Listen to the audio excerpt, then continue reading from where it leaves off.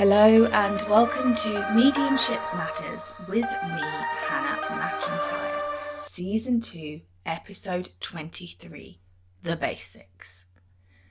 Thursday just gone, I did a demonstration to my biggest audience yet. It was brilliant. It was so much fun. They were a great audience. But particularly what I enjoyed was at the end of the session when I opened up to questions from the audience. And they gave me the best set of questions.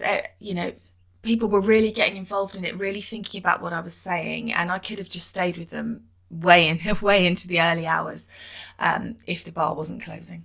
But it was really good. And it got me thinking about things that I perhaps take for granted or think that I've covered in the podcast but perhaps haven't. And I thought what I'd do today is just do here's things that I think you need to know if you are starting your spiritual journey, or if you are just interested in the spirit world and connecting to somebody that you love, you want to feel them around you. So the most important thing to understand to start this off is always that spirit are here. They haven't gone off to some other place. We're not calling them in. So there's a lot of sort of opening of doorways, stuff that you hear bandied about. And of course, let's talk about heaven. We all think about heaven being a separate place off somewhere else. So when we want to communicate with our loved ones in the spirit world or our spirit guides, it's like we are bothering them. We're calling them in. They're over the other side having a great time, fishing on a lake with Jesus, I don't know, doing something. And we're in there going, "Cooey, hello, are you around? I really want to hear from you," and almost disturbing them in some way.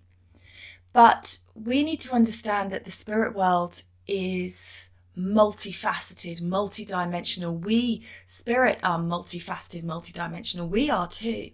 And so your loved ones will be having that experience of whatever they experience in heaven, while simultaneously being able to be beside you. It's not either or. And I know I said that recently, but I just wanted to say it again.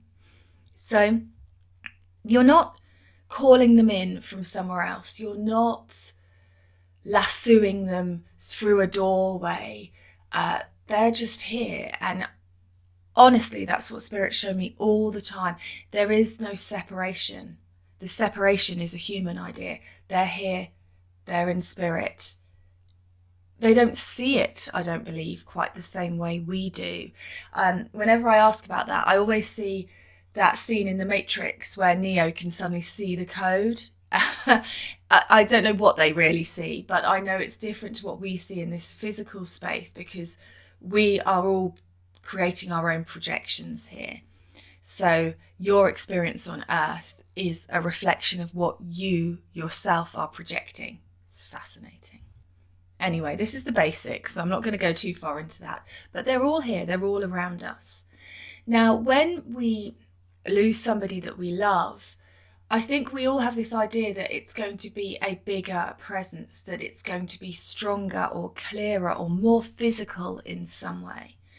And what we need to remember is that the spirit world have left their physical body behind. They've transitioned from the physical into the non-physical. But then us as humans expect to have physical evidence from them that they're still around, which is a problem, no? It's not impossible. We all know that we have received many signs and many things from the spirit world, but your loved ones in the spirit world are no longer encased in a physical body. So they're not going to be able to touch your hand in the same way that they could touch your hand in the physical. And they're not going to be able to talk to you in the same way that they were able to in the physical, because they no longer have a voice box. They are an energy. And when you look at how spirit is portrayed in the media, and you look at how in all the films and everything like that, look at Sixth Sense, look at Ghost Whisperer, look at Medium, we're all those programs and things that I loved growing up, they're having a conversation with spirit, aren't they? They're talking, spirit are answering. This is amazing. They can hear them. But actually, that's pretty rare. You do get moments of clairaudience, but people who've had true clairaudience, like a separate voice out of their body, few and far between.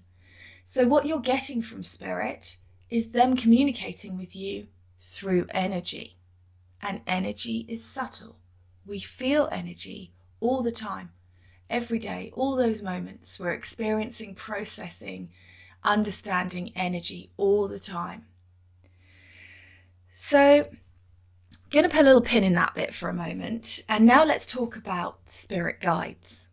Now, I've got a whole episode dedicated to spirit guides, but suffice to say, we all have a team of people in the spirit world who are helping us, who are guiding us, who are teaching us, who are supporting us. You do too.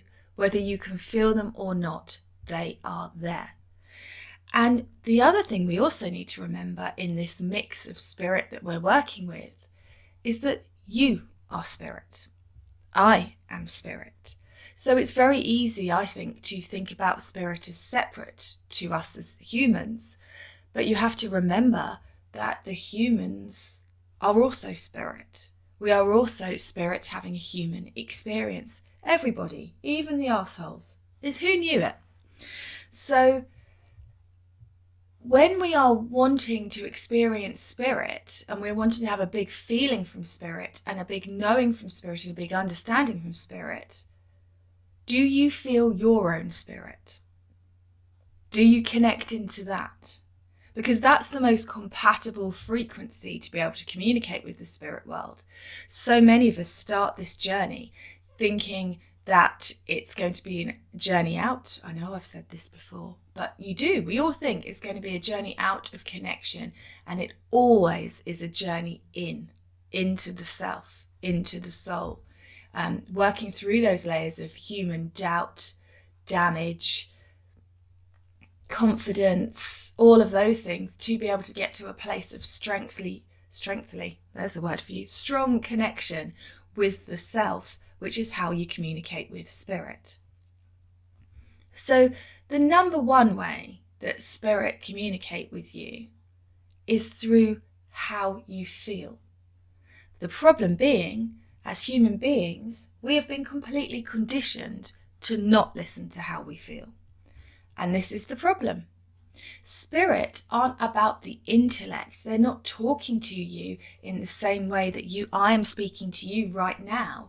They work through energy, and the best place to process that energy is in the gut, is in the instinct. This feels right for me. This doesn't feel right for me. What do I feel like I need? The majority of times when I pull cards for myself, I'll pull a card for myself and it will say exactly what I know, which is normally take a break, which I don't like receiving, but that is normally what it says. Have a rest, sit back, relax, allow, surrender. And I know that because I can feel that from my gut. It's just sometimes I like something tangible to tell me that that's okay to do. I think part of the problem for spirit and for us trying to receive those messages is we are so conditioned to work everything out like a maths equation. If I do this, it will make this, and then it will make me this. And I want to get here, so I'm going to work backwards. If I want to get here, then I need to do this and this and this. And actually, when you're working with energy and the power of the universe and the power of the spirit world, it's a much easier, smoother path, but it doesn't always make sense. So they're always there and they're always communicating. So first place is always how you feel. And that's the stumbling block for 80% of people. Because what we want to do is hear them. And so we're not listening to how we feel because we want something stronger. We want to know that it's spirit, but that could be me. I don't know if I trust that. And we tune that out. But without that, you won't get to the stage of communication that you want to get to because you're missing the first stage, the first building block in that connection. So if you're just starting to communicate or open up to the spirit world and wanting to know that they're there, your work starts with listening to how you feel and trusting your gut. Then when you start to hear spirit and you start to hear words, it won't be in any other voice other than your own. And sometimes it will be pictures, and sometimes it will be emotions, and sometimes it will be things pinging up in your experience to teach you stuff. But it won't be the spirit world saying, "Hello, Hannah, it's me, your spirit guide. Watch out for the person with the red tie." It will be, "I don't feel like I want to go to that party. I don't feel like I want to be there." And of course, it's my choice whether I do that or not. So it's not as tangible as, God, I wish it was. I wish it was. And so somebody put their hand up at the demonstration, quite rightly, and said, "Why can't you give me names?" And I would love to be able to just go, this name, this name, this name, this name. But I have to say, the majority of mediums that I see giving names, the names are so bloody ambiguous. Like if I said to you, I've got there's a connection with the name Dave. For the majority of the people in the UK, we all know a Dave. There's a Dave in our family or a Dave at work. And the mediums are going, yes, yes, yes, I knew there was a Dave around you. That's not really evidential to me. Names, people get caught up in names, but unless you can say, "I've got your nan here and your nan's name was Patricia," or there's a very close link, she's giving me this name and that's somebody that's in spirit with her, or somebody in your close family that's having a difficult experience, which does happen. I'm not saying it doesn't happen, but our need for it all to be so tangible and box ticky can sometimes be a problem, and certainly can be a problem for you if you're developing, because it doesn't work like that. So imagine you're in the spirit world right now and you've got a medium there, and you know, because I always say this at every demonstration that I do, you've got a sitter, you know that they've got a list, because everybody has a list. We all have that list, don't we, of things that we expect our loved one to say. You know, if it's my grandfather, he'll mention the ruby ring. If it's my grandmother, she'll mention her shortbread biscuits. And of course, the spirit world know that. They know your list. They know what you're hoping for. And then you've got a medium, and we've talked about valves. I'm not going to go into massive details about that, but mediums, we are only able to receive what we are able to receive in the moment.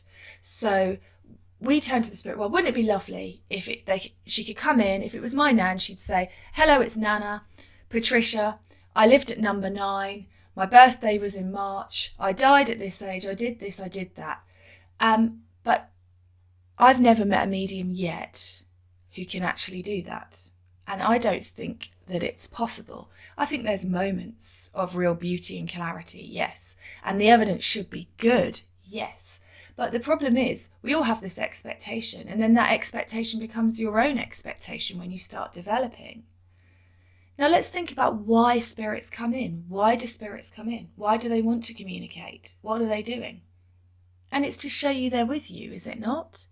It's to show you that they love you, that life continues, that our physical death is not the end. But mainly, I find, they're coming in to say, it's okay. Thank you for what you did for me. I'm okay. I love you.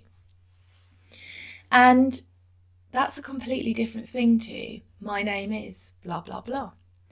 So if you're a spirit and you're there, and you know that the sitter, the person, your loved one, really would like your name, and you've got a medium there, and you haven't got a voice box, how do you tell them your name? It's interesting, isn't it? How is that actually possible?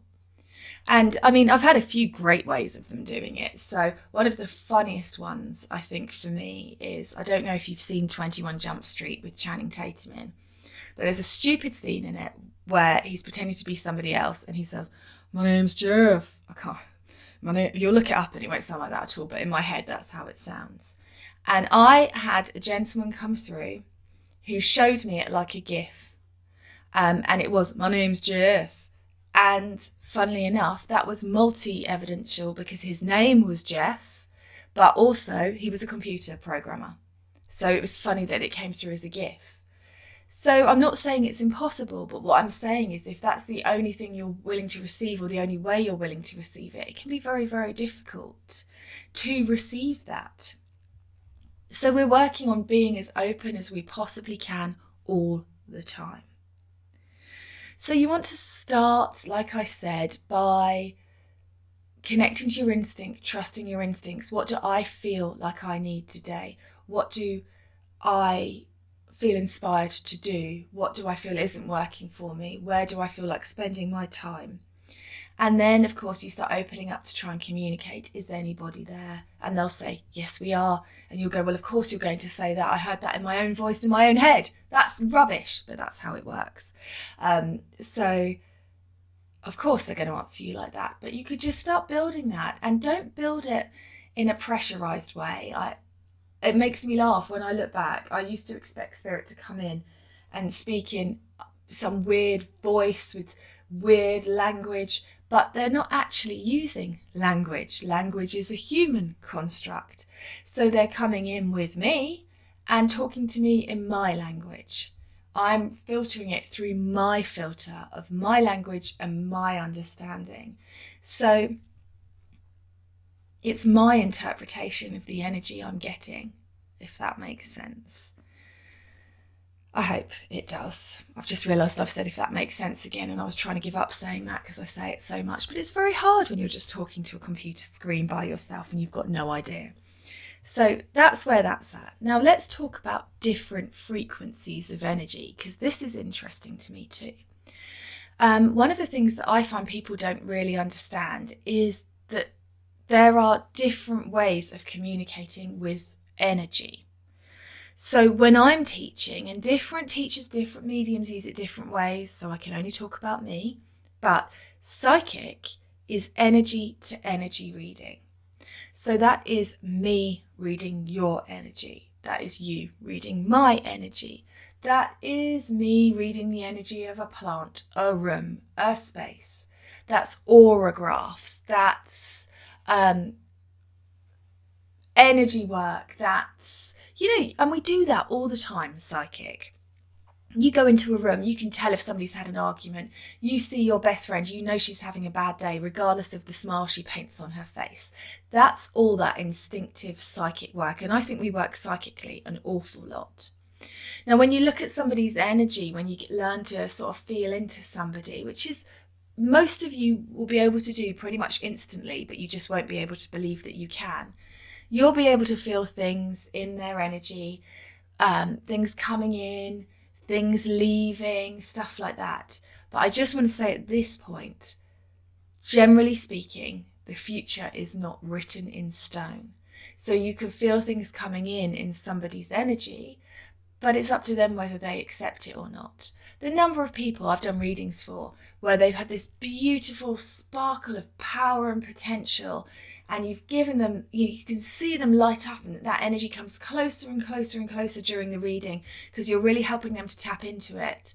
And then they go out into the real world and they forget everything you've said, and they have a crappy day, and someone's rude to them, and they stub their toe, and then they've got a flat tire, and that energy won't be forced into them. It's us all the time, and our valves and our acceptance of energy, and good and bad.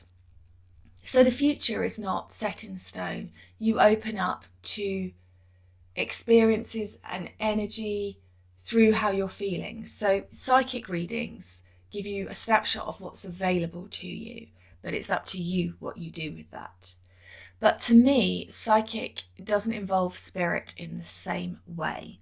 So of course, I've got my spirit and you've got your spirit inside of you, but it's not communicating with spirit in the same way that when you do mediumship, it is. To me, that is different. So when you're doing mediumship, there's two different frequencies in there. If we're going to keep it really simple, there's communicating with loved ones in spirit to get evidential connections and information and messages. And then there is spirit guides, which should still be evidential. But I find spirit guides is an easier energy for most people to work with, an easier frequency. And I think that's because we have our spirit guides with us all the time. We're kind of used to communicating with them on some level, even if we're not consciously aware of it. Whereas when you're working with somebody's loved one in spirit, it's your first time communicating with that particular spirit and you're learning to blend. So there's psychic and there's mediumistic. And what can happen if you've got a medium that doesn't understand the difference is you can end up with somebody giving a passable mediumship reading, but they're only working psychically. So say, for example, if I'm going to go see a demonstrating medium in the car on the way there, I will be thinking about who could possibly come through for me. And I will be thinking, I wonder if my nan might come, or I wonder if my grandfather might come, or I really want to hear from this person, or I really want to hear from that one. Come on, I really want to hear from you. Please, will you come through for me? And if you're energy reading, of course, I've built an energy in my energy field, thinking about that loved one, thinking about that person I want to hear from. And you can work psychically and talk to me about that person, but it doesn't mean that you're communicating with that spirit. It just means you're connecting with my idea of that spirit, if that makes sense. And this is where it gets really interesting, because one of my favourite things when I'm demonstrating mediumship is when you get evidence for people that they sometimes say no to during the session and then come up to you at the end and realise what it is. And you sometimes get people where they are just, I'd forgotten that. I was thinking about this, this and this and this that my grandfather might say, but I'd forgotten that memory. Because then you're pretty sure that you haven't pulled it psychically out of them. It's the spirit world reminding them of their time together. And isn't that lovely to remember something that you'd forgotten rather than just what you're expecting to hear? To say, oh God, yeah, I do remember then that happened, or I do remember this aspect of you, or I do remember you liking that. Kind of brings them back to life in a different way, I think. So you have to always be questioning where you're at as a developing medium, and both are very valuable. Psychic work is brilliant. It's so important for healing. It's so important for opening people up to their energy, their potential, for knowing where their blockages and barriers are.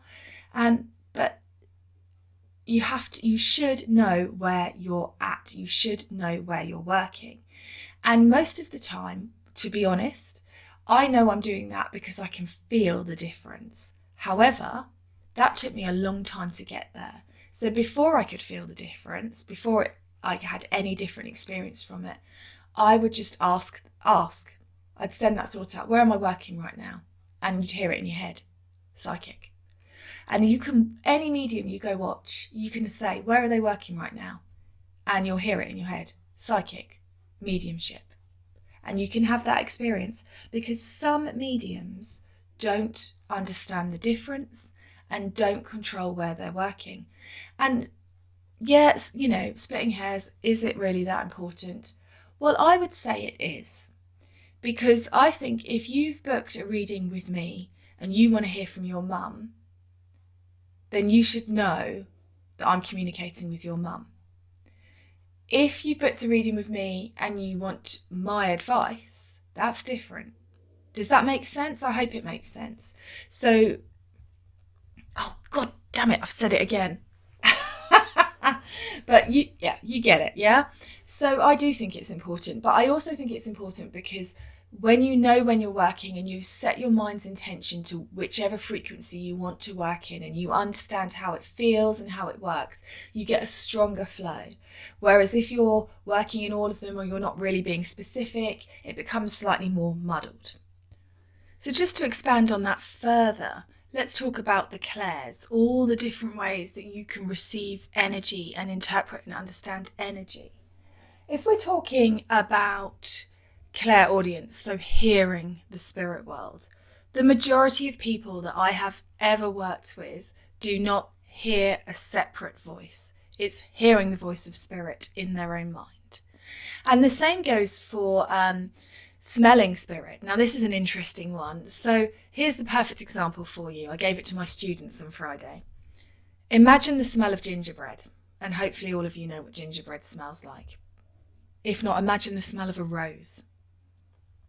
You can smell it in your mind's eye. You can remember what it smells like. Yes? Well, that's how it works with the spirit world. You don't actually smell a rose. You don't actually smell gingerbread. It's just those synapses firing in your mind that remind you of that scent. And that's how you receive energy. Now, ghosts. Let's talk about ghosts for a moment, because that's something else that you need to understand as in the basics. To me, the difference between a ghost and a spirit is simple. A spirit is a consciousness, it's communicative, it's filled with love and light and knowledge and wisdom and guidance.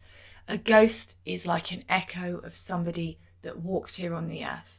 It's why you often see them or hear them doing the same pattern, the same, the grey lady that walks up and down the stairs in the castle again and again and again. And the funny thing about those is, because it's an energy, an echo that's been left, the more we interact with it and look for it, the more energy we give it, the longer we keep it going. But it's not actually a sentient being. It's just an echo, a memory, an energy. Okay. What else do I want to say to you at the very beginning? Oh, here's one of the things that's really important to understand. Spirit will never, ever, ever override your free will and choice. Ever. So you are always the one in control. So many people say to me, I'm scared to turn on my connection. I'm scared to start working with spirit because I don't want to be haunted at night. I don't want spirit to come and see me when I don't want them to. How do you turn it off? How do you turn it off? But what I always say to them is, I don't really think it's a case of turning it on or turning it off, because spirit are around us always. So yeah, I turn it on to work in that sense that if I'm going to communicate, I power up and I bring it in. But I don't feel them with me all the time. I don't feel them right now, even though they're inspiring me. And I know my guides have an input in this podcast and the things that they want to share. It's not like you think it's going to be. I'm not physically or mentally aware of it.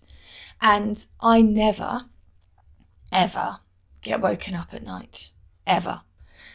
Because I like my sleep, and they know I like my sleep. And so they wouldn't do that. They know that I'm not up for that.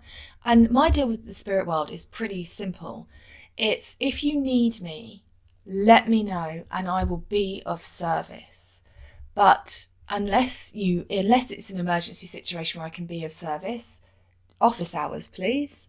And that sounds silly, but that's how I want it to be. I have my boundaries. I have my time off. I have periods of time. I've just been on holiday. I wasn't communicating with spirit. I was in my self state here, communicating with my family, being with them. It is something that you can have control of. And I think the problem is, if you wake up in the night, because spirit, it's easier to feel spirit when you're asleep because your logical brain's out of the way. That bit going, did you feel it? Have you got it? What's going on? Is out of the way. And so when you wake up in the night, it's like your defenses are down, if that makes sense. Not that you need defending from spirit, and so you go, oh my God, there's somebody in the room with me. But they're in the room with you always. They're always there. So I don't wake up freaked out. I've never had a small child stood at the end of my bed with hollow eyes spooking me or anything like that, because they can communicate with me during the day if they need me to. But generally speaking, I have to say in honesty, I don't get ad hoc visits, because it's all free will and choice, isn't it? You don't need.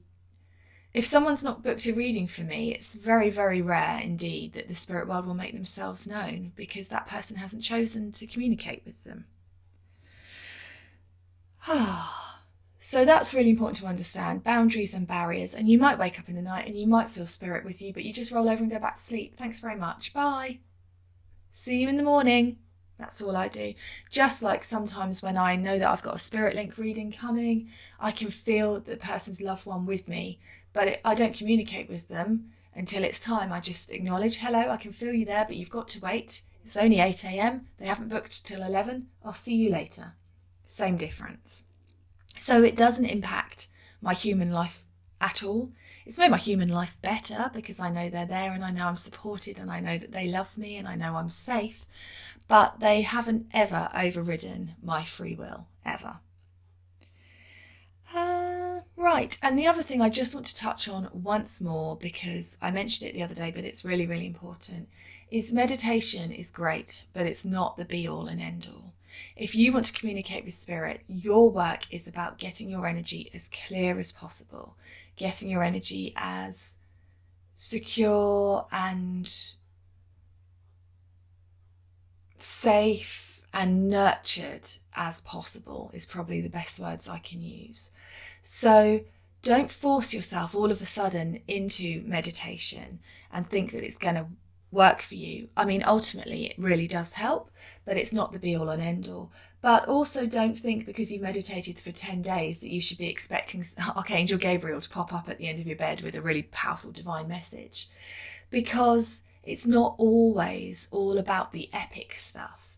If you think about the spirit world being with you and your spirit guides being with you and wanting to help you and wanting you to have a nice life and have a good life, for us, a nice, good life is feeling good about ourselves, having the confidence to speak when we need to and the knowledge to not speak when it's not time, to feeling happy and safe and secure, being brave enough to try new things because we know that we are secure and what's the worst that can happen, rather than we need you to go over there and solve a mystery.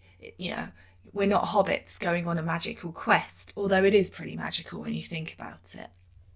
We're just living a life.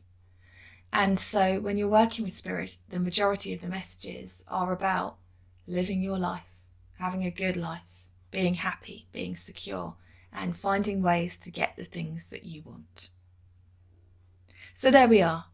I hope that helps. I think I've covered most of the questions that people asked the other night because I just found it so fascinating. It was such a great group of people to talk to. And as always, if that's opened some questions for you, or you would like clarity on something, because the problem is I open up, I start talking and I don't remember what I've said half the time, and sometimes I listen back and think, I didn't even finish that point. So do email me, podcast@hannahmedium.co.uk, and I will do my best to answer you. Have a lovely day.